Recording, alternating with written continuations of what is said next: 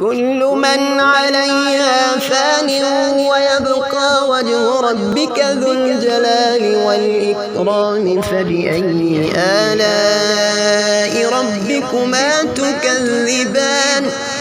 يسأله من في السماوات والأرض كل يوم هو في شأن فبأي آلاء ربكما تكذبان سنفرغ لكم أيها الثقلان فبأي آلاء ربكما تكذبان يا معشر الجن والإنس إن استطعتم أن تنفذوا من أقطار السماوات والأرض فانفذوا لا تنفذون إلا بسلطان فبأي آلاء ربكما تكذبان يرسل عليكما شواظ من نار ونحاس فلا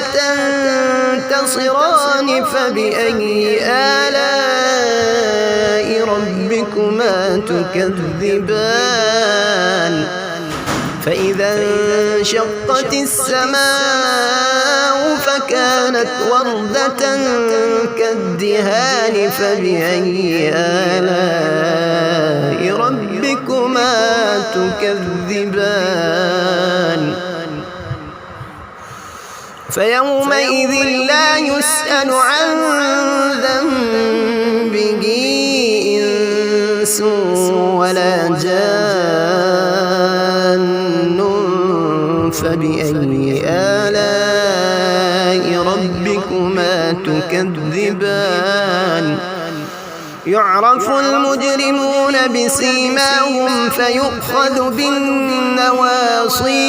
والأقدام فبأي آلاء ربكما تكذبان